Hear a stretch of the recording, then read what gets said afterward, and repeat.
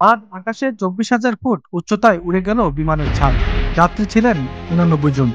নিশ্চিত মৃত্যুর আতঙ্কে যাত্রীরা আটকে উঠেছিলেন।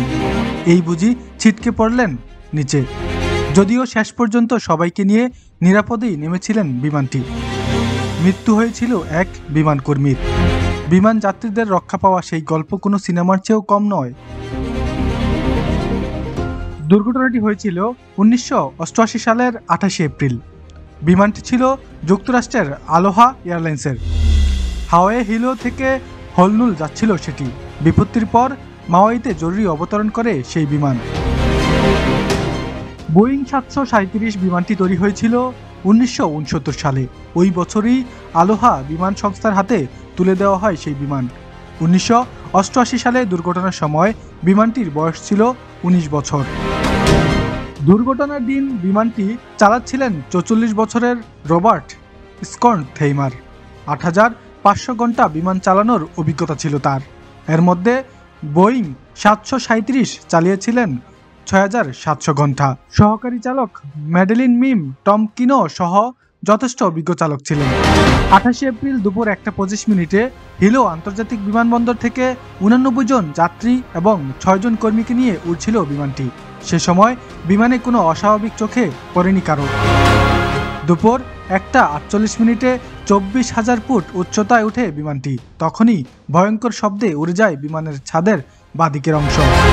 চালক বুঝতে পারেন বিমানটি একবার ডান দিকে একবার বাঁদিকে দুলছে, ফলে নিয়ন্ত্রণ আলগা হতে থাকে চালকের। সহকারী চালক লক্ষ্য করেন মাথার উপরে দিয়ে ধূসর রঙের কিছু ভেসে বেড়াচ্ছে। ঠিক তখনই ভেঙে যায় ককপিটের দরজা। বিমান চালাতে চালাতেই চালক দেখেন তার পাশে নীল আকাশ। ক্রমেই হাওয়ার চাপে বিমানের গোটা ছাদটাই উড়ে যায়। সে সময় যাত্রীদের আসনের সামনে দাঁড়িয়েছিলেন বিমানকর্মী ক্লারাবেল। ছাদ উঠতেই নিমেষেই ছিটকে যান 58 বছরের ওই মহিলা।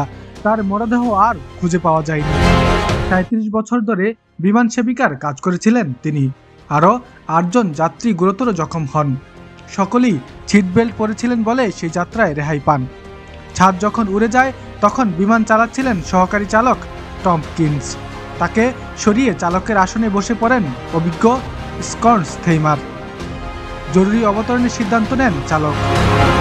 কাহলুই বিমানবন্দরে অবতরণের চেষ্টা করে বিমানটি। অবতরণের সময় বিমানের বাঁদিকের ইঞ্জিন বিকল হয়ে যায়। ছাদ উড়ে যাওয়ার 13 মিনিটের মাথায় কোনো মতে অবতরণ করেন সেই বিমান। 65 জন যাত্রী জখম হন। ছোট্ট দ্বীপে মাওয়াইতে এতজনের চিকিৎসার জন্য যথেষ্ট ব্যবস্থা ছিল না। এমনকি গোটা দ্বীপে ছিল মাত্র 2টি অ্যাম্বুলেন্স। এয়ার ট্রাফিক কন্ট্রোল থেকে কাছের শহর আকাইমাতে যোগাযোগ করা হয়। পর্যটকদের ভ্যানে চাপিয়ে আহতদের সেখানে নিয়ে যাওয়া হয়। দুর্ঘটনায় বিমানটি এতটাই বিকল হয়েছিল যে পরে আর মেরামত করা যায়নি। আমেরিকার ন্যাশনাল ট্রান্সপোর্টেশন সেফটি বোর্ড দুর্ঘটনা তদন্ত করেছিল। তাতে জানিয়েছিল 19 বছর ধরে নোনা সামুদ্রিক আবহাওয়ার মধ্যে দিয়ে চলাচল করেছিল বিমানটি, ফলে তার ধাতব আবরণ নষ্ট হয়ে গিয়েছিল।